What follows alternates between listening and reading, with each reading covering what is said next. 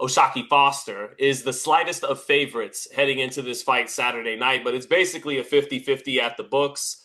Let's get into it, man. Stephen Fulton is a fighter you've always had a very good sense for. A lot of people, he was the underdog against Brandon Figueroa in February, but you Yep. had him winning that fight, and he came out on top of it. You've been talking him up. You've been talking about what a lot of the cool boy Steph fans are talking about, that if he can win this fight and become three division champ, he's a Hall of Fame caliber fighter. What do you think? Do you think he gets the job done against Oshaki Foster Saturday as a slight underdog? I do. I do think he's gonna get it done. I think, like you said, it's a pick 'em fight. I didn't check the odds, so I didn't know that he was the underdog. But I just think, look, like Oshaki is a very good fighter. I think he's gonna do his best in this fight to keep it real long and rangy and patient and professional on the outside. But Stephen Fulton, in many respects, Sean, I feel like both these guys are very similar. They both of them, I think you could say maybe get overlooked at times in their weight classes. Both of them, in some of their biggest fights, have shown the ability to switch hit. Both of them have shown dog when they weren't expected to against Mexican front foot dominant fighters.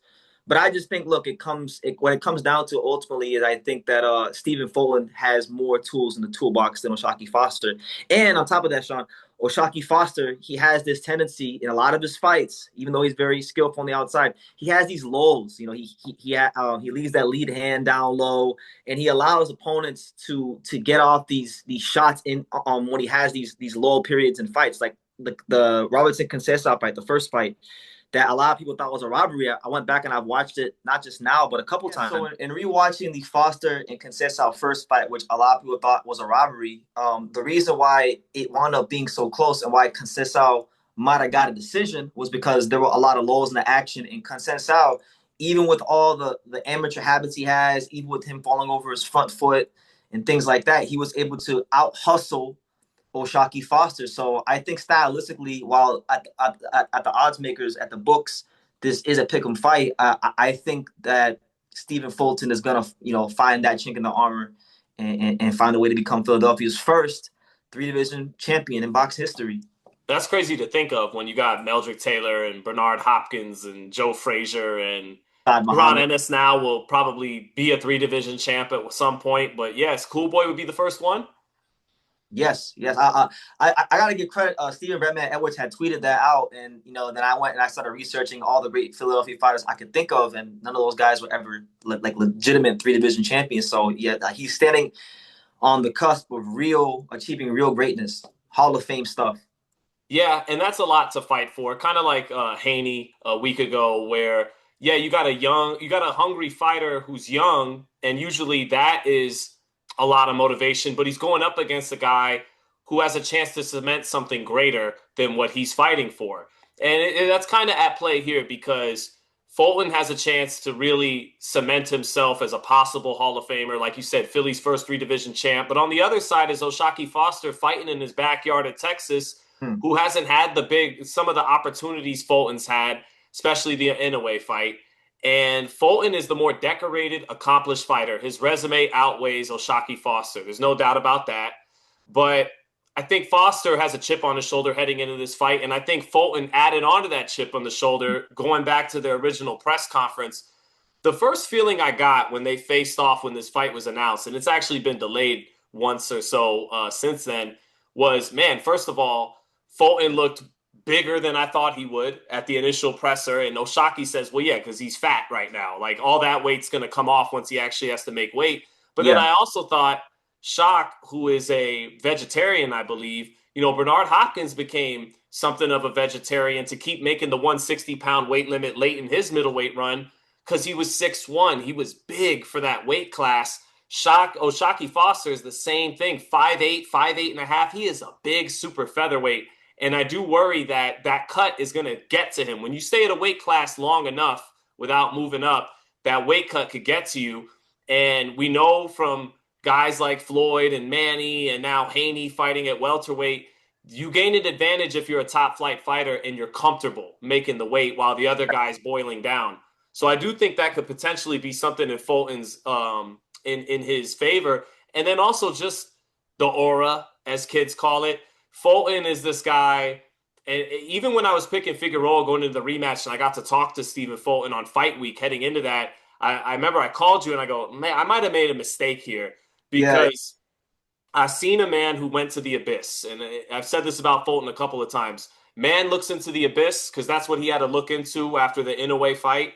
And what does he see? He sees himself.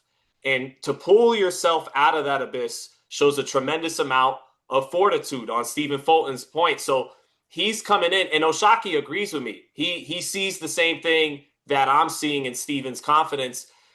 He just thinks, whatever, it's not going to work. It's going to be my night, not your night. But I do see that from Fulton. But I'm watching the tape this week, and I favor Foster. I think Mm, he has more firepower. The problem for Foster is he sometimes get caught between styles where his output gets very low and the defense is very good. And when he turns up the offense, like when he's behind on the cards to Nova or Rocky Hernandez, I can't remember exactly if he was behind on the cards with Nova, but he had to close strong to make sure he still had the title. He's shown the ability to get offensive, but then he gets hit more, right?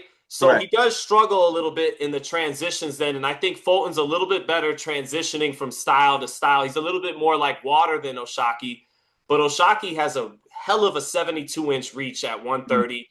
I remember his jab was so on point when he won the title off Ray Vargas. He basically won that title off of the defense. He has one of the best shoulder rolls in the game right now. And his jab, he hardly even threw right hands, and he beat Ray Vargas in that fight. But when he does open up, I think he's got the superior firepower to Fulton. He's got the longer arms, and we know he's shown an excellent jab to take advantage of that length that he has on Fulton. So I am favoring Foster, but what do you got to say? What I'll say is, I think from the Oshaki side of things, I think it's a matter of urgency. I think in his career, when he's had his best moments and maybe some of his not so best moments, it's always come down to urgency. So I think in the first 3 rounds of this fight, you're gonna need Oshaki Foster to land something that lets Fulton know, like, hey, buddy, you're in my weight class. I am the natural 130 pounder. And if you come into this kitchen, you're gonna get burned, right? So I think like Fulton, if you look at his career, when he got stopped by Inoue, when he got dropped in that fight, the first knockdown, it was a jab to the stomach and then a straight right hand up top. When he got dropped by Carlos Castro, it was a straight right hand down the middle. When he got hurt against Angel Leo in round 3, it was a straight right hand down the middle as well. So I think like that's going to be a key punch for Fulton in this fight is or Foster in this fight is the short straight right hand, because Fulton, especially with Bozy Ennis, Bozy Ennis has a real aggressive style, like where he likes to train his fighters. Stephen Fulton has gotten more comfortable in that style, being in the pocket, but kind of swimming without getting wet. Foster is going to have to land something real short and crisp, probably with that right hand, I think, to get Stephen Fulton's respect. If he can't find a home for that punch, I think it's going to be a very difficult fight for him. Yeah, do you think, okay, but put it this way, if Foster does bring, I mean, you might just be who you are, right? There's a reason why his output was low against Ray Vargas and in the first Conceição fight. But do you think if he executes to the best of his abilities and Fulton executes to the best of abilities and that sense of urgency that he lacks sometimes, it's not a problem in this fight. Do you think he beats Fulton in that scenario? No. No, I don't. I think Stephen Fulton's a better fighter than him. I think Mm. if Stephen Fulton is able to get on the inside of Oshaki Foster's arms, I think that's that. If you look at, I mean, both guys have had fights where they've been in the pocket and won, right? But Fulton, I think, has had better. He's done that so many times, and I think that's what's going to be required of him to win this fight. He's going to get past. He's going to have to get past the long arms of Oshaki Foster, and he's going to have to basically outdog him. And I don't think he's going to stop him or anything like that. But I think because of how Foster fights, there's going to be lulls in the action, and Stephen Fulton will capitalize on those things. And if he doesn't do those things, it's going to be because Oshaki Foster hit him with a right hand and got his respect early in the fight and forced him to maybe be a little gun shy and kept him on the outside.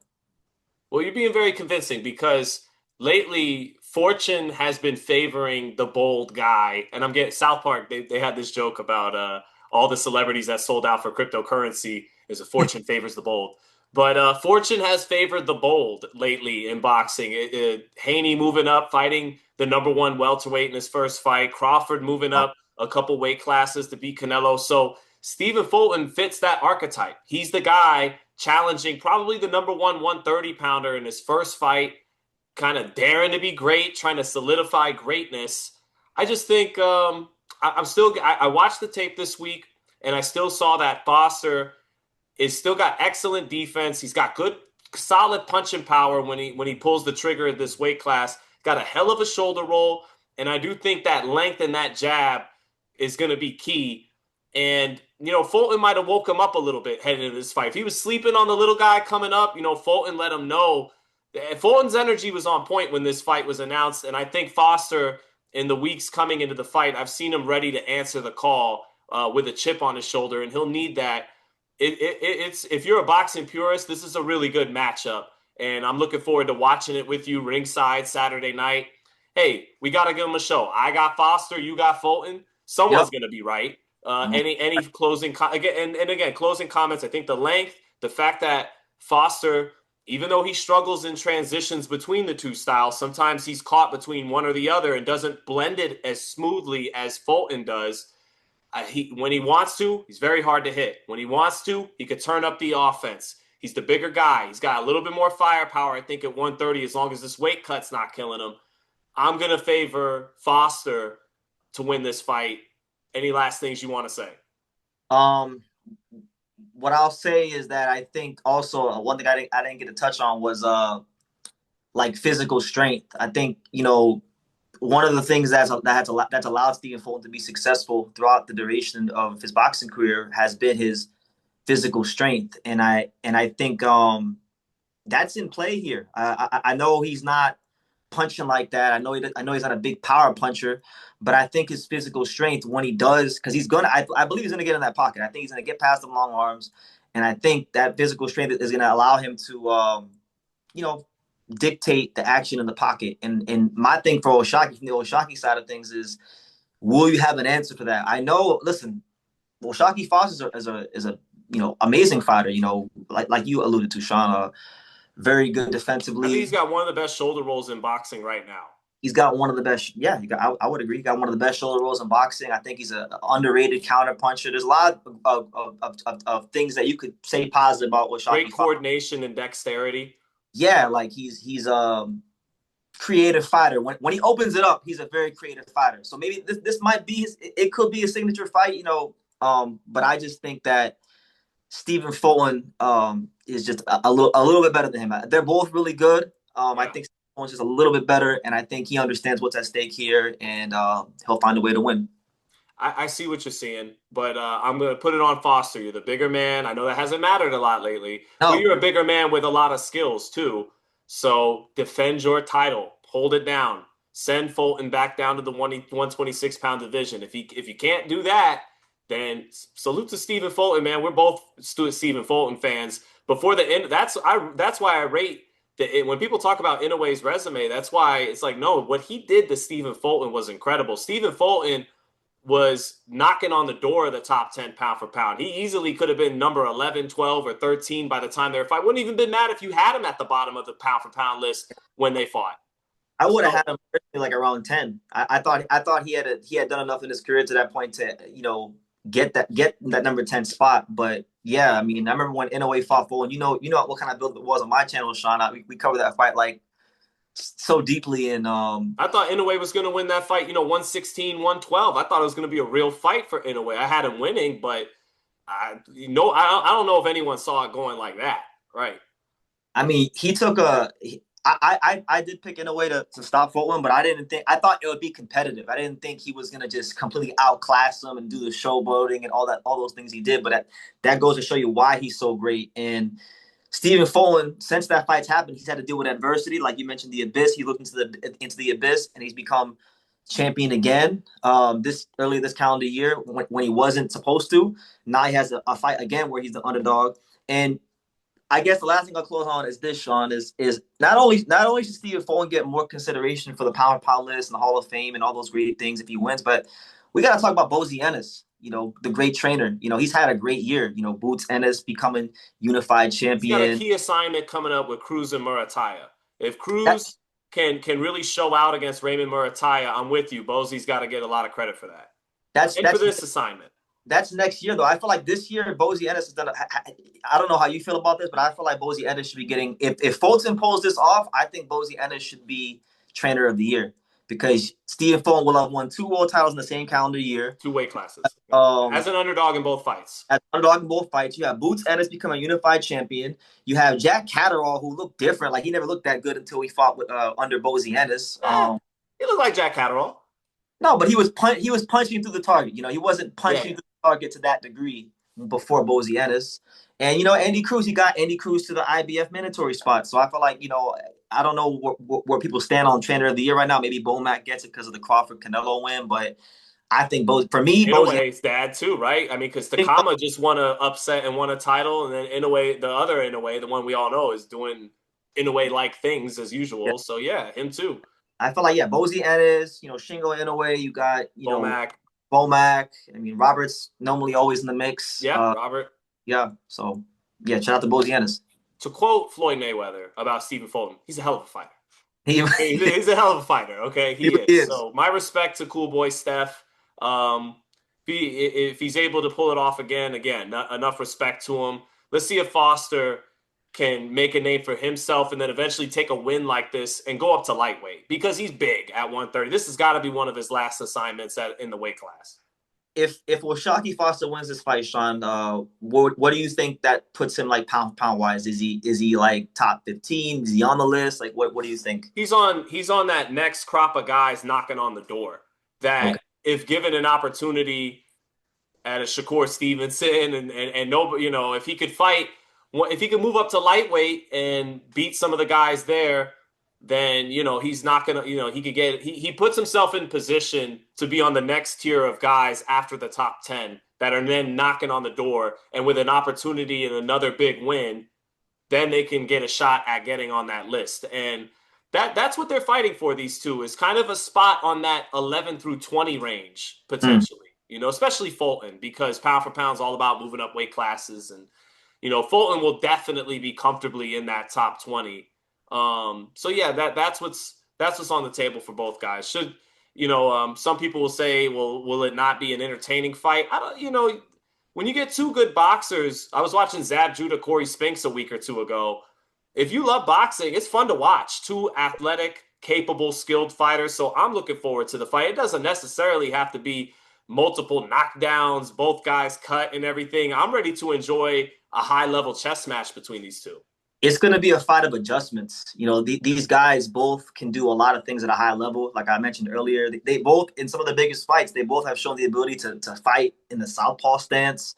When they've had to, they can both fight in the pocket and dog it out if need be. But they also can keep it real long and professional on the outside and box and just be real patient and wait you out and make you make a mistake. So if you're someone that loves boxing at the highest level, like you said, it's going to be a fight where I think you see 4 or 5 adjustments before we really see a guy pull away, if at all.